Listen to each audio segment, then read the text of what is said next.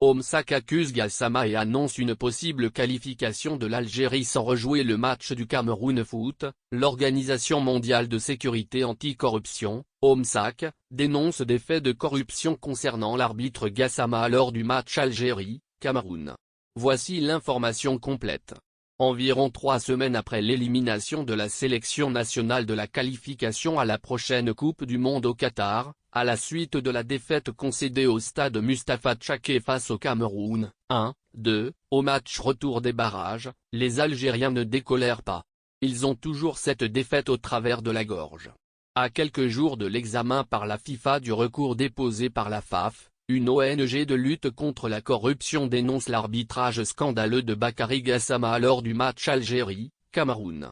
Un match où la sélection nationale a été lésée par la prestation du Gambien. Il est l'auteur d'un arbitrage décrit de vicieux et scandaleux tout en refusant d'utiliser la VAR dans des actions suspectes. Les supporters algériens l'accusent d'être le principal responsable de la non-qualification de l'Algérie à la Coupe du Monde. L'instance internationale est en train d'étudier le dossier du recours formulé par la FAF. En attendant la prononciation du verdict, le 21 avril prochain. Beaucoup de choses se sont dites à ce sujet dernièrement. Aux dernières nouvelles, l'Organisation mondiale de sécurité anti-corruption, OMSAC, sort de son silence et crie au scandale. Elle titre son rapport publié sur son site, « Le match de la honte ».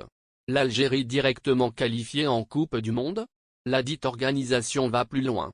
Elle fait une grande révélation. En fait, elle dénonce le refus de l'arbitre gambien de retourner à la VAR sur plusieurs actions suspectes. Ce dernier aurait délibérément refusé de répondre aux avertissements des arbitres allemands présents dans la chambre de l'assistance vidéo. L'OMSAC lance ensuite une information à l'effet d'une bombe. Au vu des éléments consignés auprès de nos experts du département investigation, il ressort avec certitude qu'il y a eu corruption pour aboutir au résultat que l'on connaît. En outre, la FIFA devra rendre des comptes pour expliquer s'il y a lieu du respect, ajoute la même organisation.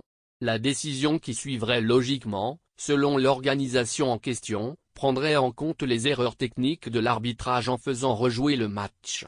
Ou alors en adoptant le dossier le plus lourd et le plus difficile de la corruption et des pots de vin au niveau de la FIFA. Dans ce cas-là, l'Algérie sera alors directement qualifiée en Coupe du Monde.